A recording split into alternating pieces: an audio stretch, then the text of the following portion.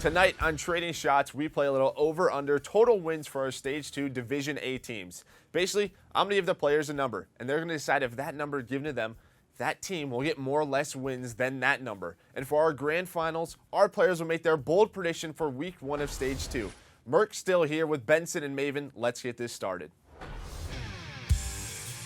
FaZe Clan were our Stage 1 champs, so let's start off with them. We saw FaZe finish Stage 1 Division B with a division-high 11 wins, second most in all of Stage 1, which was a bit surprising given how they were placing in previous events. That being said, we're going to set the over-under at a little lower than their 11 wins. Benson, you won finally last week. Congrats to you. You get to go first. Over-under 9.5 wins for FaZe Clan. Ooh, 9.5. That's a tough one. I'm probably going to go under here. Now, take nothing away. Under 9.5? Yes. Okay. Take nothing away. FaZe Clan, they're our reigning champs when we talk about, CWL Stage 1 coming into Stage 2. But this division as a whole, I think, is very, very competitive when you look top to bottom with the teams there. So I think you're going to have a much more even split than we may see the likes of Division B. And that's got a big influence, really, in my decision here. So for me, FaZe Clan still probably favorites, in my eyes, to really finish first, but probably not with that many wins.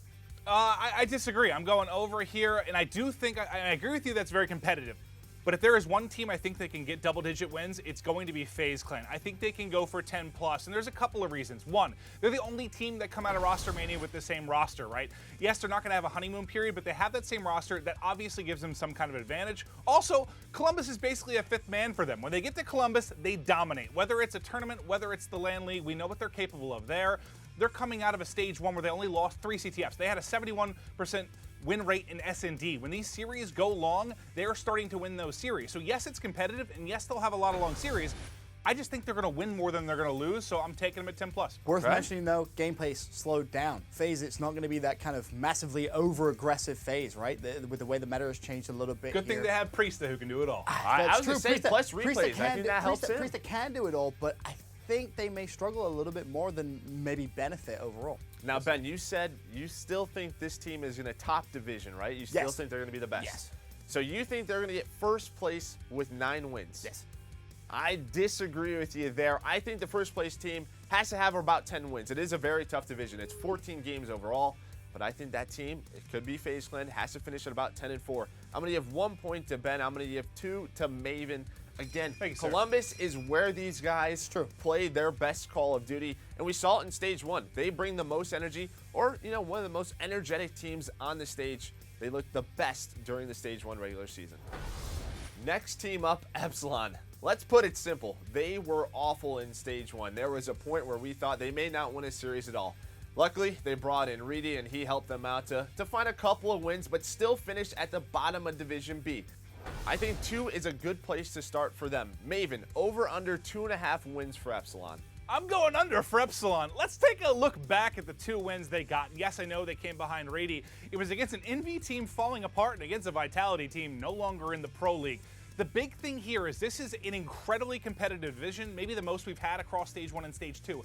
Every single match, every single map they go into across those, 4 weeks, they are going to be underdogs. They are not going to be favorites in a single series.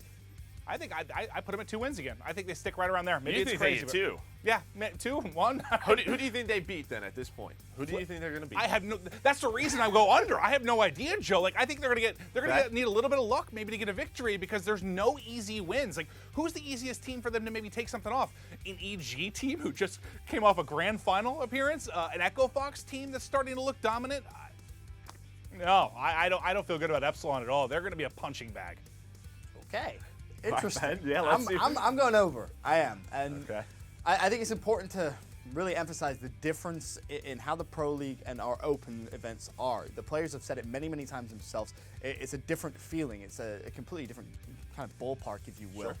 So for me, I don't think you can look at, look at the last result for them. Yeah, it was abysmal, but it doesn't really matter. I think when Reedy comes in the Pro League Stage 1, you see the improvement. You do. The players feel more comfortable. They start to gel a little bit better.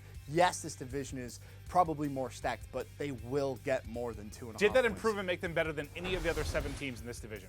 I think it will. I think, honestly, you can laugh all you want, but I'm going to say it right now, and my predictions on the show have been pretty consistent, more like yours at least. Now you're going prediction have been over. the best. How many wins are you giving them, Ben? I think they're going to be a dark horse. Now, I think it could range anything between like 3 and 7. I really do, for the simple reason I think this is a team which many are going to underestimate. People are going to think, oh, it's Epsilon, they're not that good. Reality is they are. They're a good team. I think they can take some of the best teams the distance. It's just about composure and closing those series out. Now, for me, this is going to be the squad. I think this is a squad which you're is going to going give to them upset 7 wins? I said anywhere between 3 and 7. Okay. This is a team which is going to upset a lot, and I mean a lot of teams for that exact reason. People are going to just go in so overconfident and so cocky that Epsilon will bite them in the ass. All right. We heard it here from our players. I'm going to give our early lead out. I'm going to give 2 points to Maven, 1 to Ben. I put them at 2 wins, maybe 1. To be honest, I'm not even sure if these guys are going to be able to get a win. When you look at Division A, it is stacked from top to bottom, except for the very, very bottom, which is Epsilon. We'll see, though. Again, there's always been that one team throughout the stage who has gotten beat up a little bit, and it could be Epsilon when you look at the quality of teams in this group. Moving right along, Team Caliber. The former squad of Chino, Accuracy, Theory, and Kenny finished Stage 1 with 8 wins, which was good enough for 4th place in Division A and that playoff spot. Now, with Accuracy and Kenny returning with Pharaoh and Enable, they will look to win more than that. Benson, over, under 8.5 wins. Under. A couple of reasons. This is a TK squad, like we say every time we talk about them. They started off the year back-to-back championships. Have they looked as good as that since then? No. We talked about the trade and whether we thought the roster move was beneficial. Me and Clint both kind of said, well, we don't think so. You know, this is a team which has had their struggles in the past. And one of the big things I want to point out, and a big emphasis on my entire point here, is Kenny. Now, when we talked about Stage 1, you could tell there was a difference in the way Kenny was performing in terms of the opens and his comfortability at Stage 1. For me, he is a key factor. He must feel comfortable if they're going to get above that number. But based on everything we've seen so far, I'm under. I'm actually going to go under as well. And what stood out for me is, like, you look at the old roster and how they started out at the beginning of Stage 1. They started out strong, right? I know they slipped off a little bit at the end, but when I look at this new roster, it's hard for me to compare to that championship roster, even to the more recent roster with Methods. Think about this. Methods had the #1 overall respawn KD at Stage 1. He had the #3 respawn KD at Seattle, and you lose him. That has got to hurt. Now, is there potential for Enable to get back to a top dominant form that we've seen him in the past? Maybe, but we haven't seen it yet. It is too hard for me to predict them to do very well. So yeah, Ben, I'm going under with you here on Team Caliber. Now, Clint, you bring up an interesting point. You said that this roster is dramatically different, not the championship caliber team, but I think to a lot of people on paper, you would say Enable, Pharaoh, they may have more talent than the duo of Theory, of Chino. So I guess, why do you think that? Did Team Caliber ever win tournaments because of talent? For me, it was never that. It was always about that clutch factor, that chemistry, losing games when you're getting outslayed. And that's not to call them out as being bad players, but that was never what stood out to me. It was never like, hey, they have the top 4 players in the game, like when you talk about like an Optic when they're winning. It was never that argument. So that's why, I feel that way. Okay, absolutely. So we're going to wrap up Team Caliber. I'm going to give 2 points to Benson, 1 to Maven. Ben, you get some more points on the board. I think Kenny is the factor here for TK. As soon as the trade made, even with Methods on the team, if you look at Seattle, everybody knew Kenny had to turn as that superstar for this team. So a lot of eyes on Kenny in Stage 2. Next team up, Team Envyus. They finished 3rd in Division B with 8 wins, and that was with Slasher. Now they come in to Stage 2 with Chino and Decimate to go along with Hook and Classic. Maven, over, under 8.5 wins for Team Envy. Maybe I'm crazy here, but I'm going over. I have Envy finishing in my top 4, and it comes down to a couple of items here. Obviously, we're going to talk about Seattle for this team, as that's where we saw them with this roster, right? They were 9-1 in hardpoint. Chino averaged 130 seconds in the hardpoint. The next closest player was 90 seconds. It was actually absurd how good they were at hardpoint to kick things off. And where they really struggled was Search, which is where you thought Decimate would come in and really help them out. And he tweeted out after Seattle, hey, we didn't have a lot of practice time. It's all strategy. We will get the S&D working. If that is the case, this team is going to be a force to be reckoned with. 9-1 in hardpoint at Seattle. That's the beginning of a recipe for success. Figure out the Search, this team's going to be dominant. And I think you bring up a good point with Decimate. I mean, he's one of those guys who, if you talk to a lot of pro players, they feel he's the better up-and-coming guy, right? A lot of eyes on Decimate for this NB roster. That was sort of the questionable pickup, when Roster Mania did happen. And now they've got some time under their belt, so we'll see. I mean, obviously, this is a lot of guesswork for Ben and I. We haven't seen a lot of these rosters yet. It's really just been Seattle, and some we haven't even seen since changes after Seattle, but I feel good about Envy. Absolutely. Ben? Talking about guesswork, Clint, of course, it was the start of stage 1 where you said the old Envy squad was going to be a dynasty. I'm never going to live that down. No, you're not. Look what happened. So It almost happened, right, The guys? fact that you're going to go above, you're going to go over here is very surprising to me, because you look at the team now as opposed to the team then, and to your point, you know, the star-studded individual talent, that's really what you base a lot of your opinions on. Well, is it really better than it was before? Can you really honestly sit there and tell me it is? Because I think maybe it's a little bit less, to be completely frank. Yes, maybe there's more things that you have to think about how comfortable the players are, but for Envy's me, problem was never the star power. They for- collapsed at the end of stage 1 because they hated each other. I mean, yeah, there's definitely that to consider, but still, for me, I think it's under. I just don't really think that this squad overall, when you look at the other teams in the division, Do you will have them in your massive top 4? amount of Do you have them in your no. top 4? I think they're going to be fighting. They're going to be fighting for the 4th spot. I do, Now, so that I explains don't it. think they have. You think it's a secure, guaranteed top 4? I have them in my top 4. I mean, Guaranteed. There's nothing you really guarantee right now, but I have them in my top 4. Do you have them above 4th?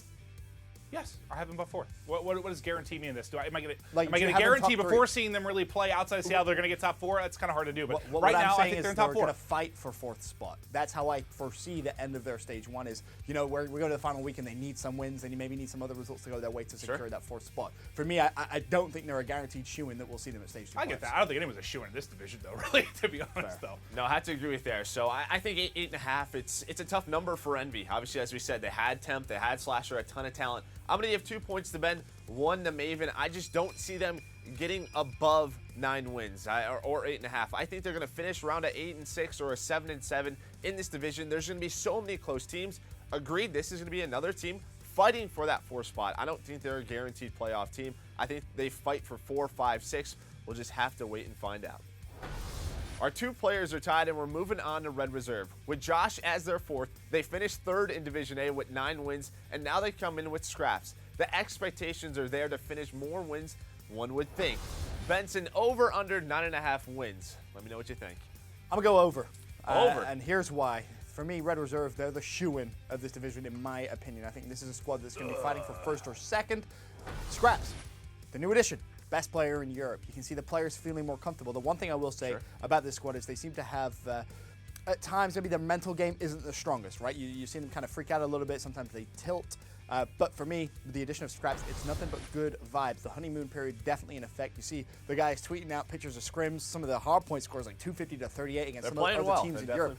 They're playing phenomenally. Now, this is very, very much based on how they start. And I think their start week, the 3 teams that they play, I think they should really start 3-0. And that's something you have to take in consideration, right? Some of the teams who made roster changes in Division B, they have a couple more weeks to prepare, right? A team like Red Reserve, they go under a roster change, they're right into it right away. It's true. It's true. I'm going to take the under, and granted, we both gave them an A+ when that was a Trading Shots episode where we talked about the roster move. We love Scraps coming into this team. It's, again, just back to the competitive nature of this particular group. I think if they finish 9-5 again, that's great, and that gets them top 4. I mean, I think that's a very respectable finish. When we earlier in this episode spoke about the difficulty of getting 10 wins, we don't know if anyone's going to. You might have 9-win teams or what could be getting into the playoffs. So, no, I think 8-6, 9-5. I feel good about that for them. Pushing beyond that's going to be very difficult. I just haven't seen enough yet from the team, so I'm going to go ahead and take the under. All right, so we got the under. So you're thinking 8-6, 9-5. Ben, what do you think? 10, 11 wins? Can they go higher than that? They're not dropping again. Can they? Yes. Will they? Probably not. Like it's important to stay maybe a little realistic here. This group's nuts. The group is nuts, but I think Red Reserve is the team I look at in this division and think they're more likely, they're the most likely squad to get to double digits. More than FaZe. FaZe could do it. FaZe could do it, but for me, I think Red Reserve, with this new addition of Scraps, man, like, let's not forget how good, how much of a monster he was in stage 1. The potential is definitely there, which is why I think this is the squad most likely to do it, most likely to reach that double digits win in this division.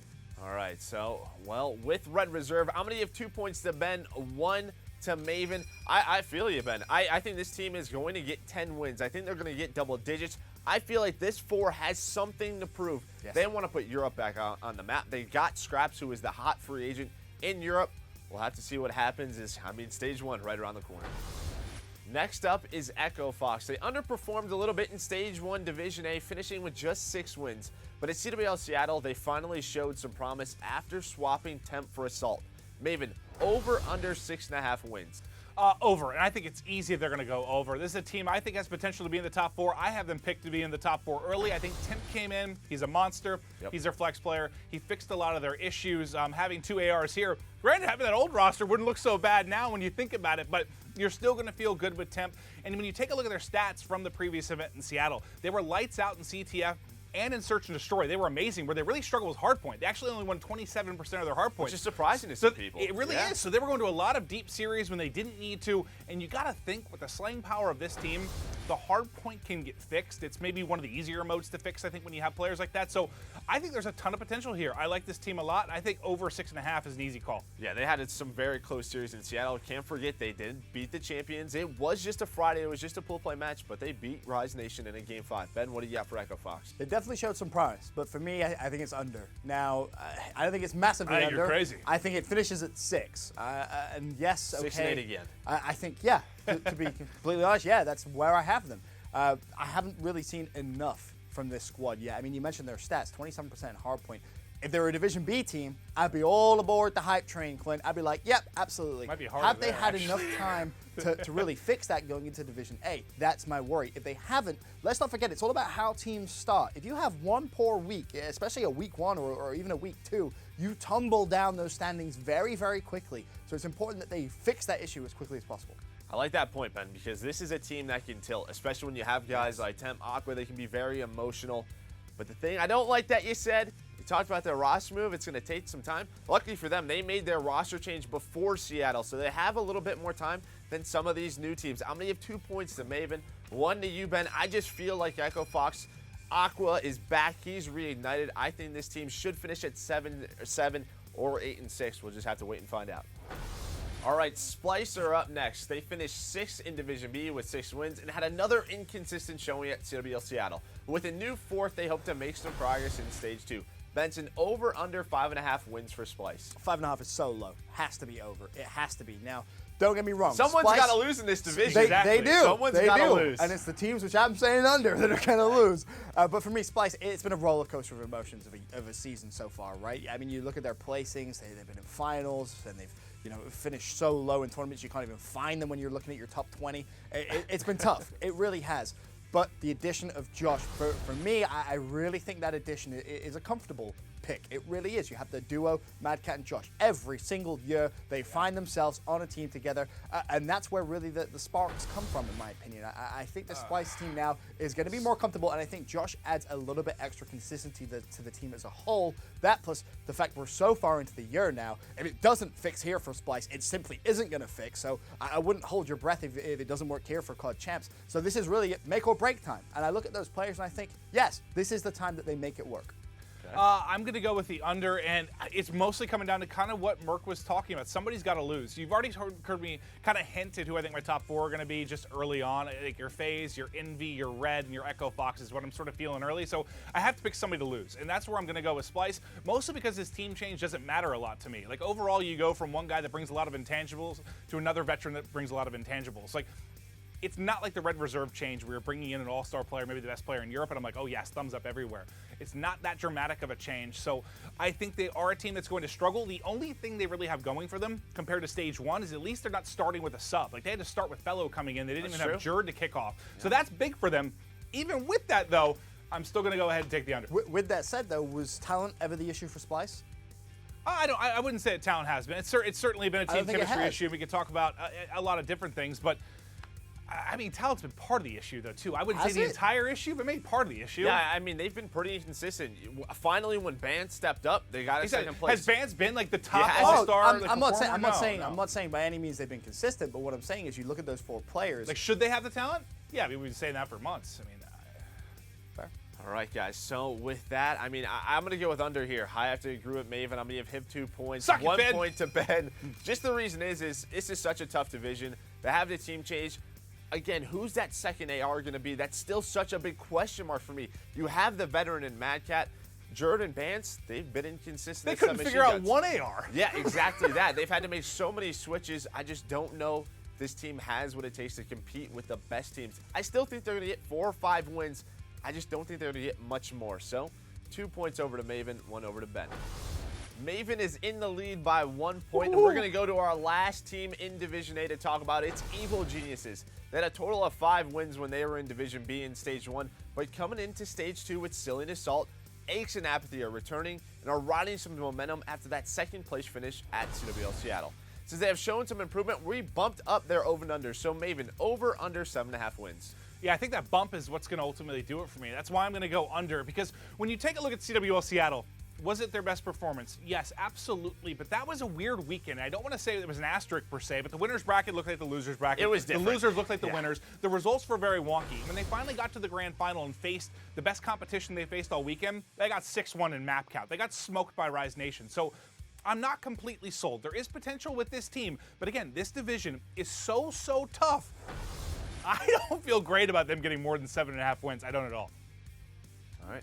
Interesting. I'm going over. This is a team that's just been in a grand final and they played fantastic. That almost gets them top 4. Like, you got to feel that good about it. I do. Okay. I really do. You look at the players and specifically Apathy. I always feel like when we get to this time of year, this is where he evolves into a completely different beast. I think Aches as well. He's been pretty vocal, especially with the splitting of Optic Gaming. It may not directly affect him, but there's something about that which I think will have an effect on Pat. You know, that big point to prove that he always often says that he has. I really think for EG, he's going to turn into a beast. I think Aches will really be a fundamental factor for this squad. And because of that, I think they're almost guaranteed top 4.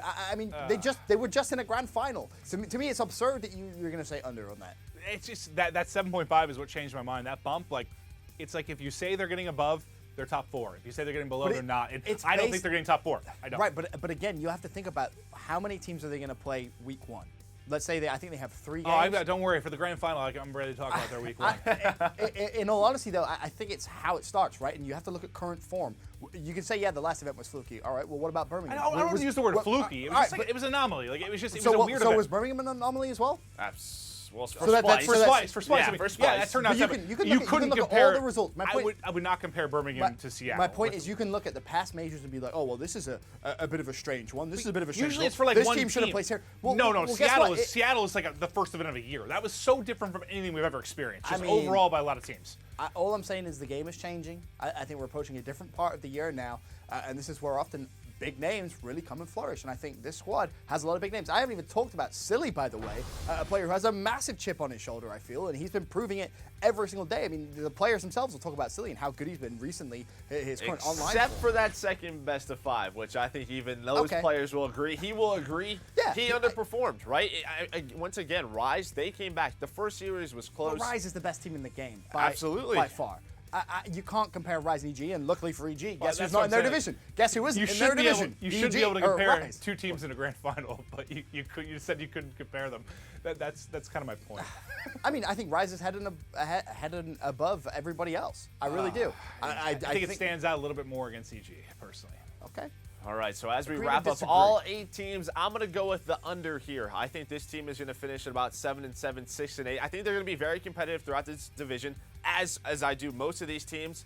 I think Bevels helps a lot. I think we saw a great form out of Assault, but I think it's just too competitive. I feel like they're a bit too inconsistent. I need to see more from this EG team, so I see them finishing about 6-8 or 7-7.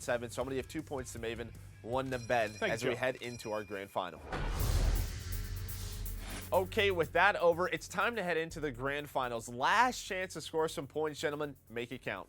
As we all know, Stage 2 Division A Week 1 starts tomorrow, and we here at Trading Shots love predictions. The question is simple. Maven and Benson, what is your bold prediction for Week 1 of Division A? Maven, you go first.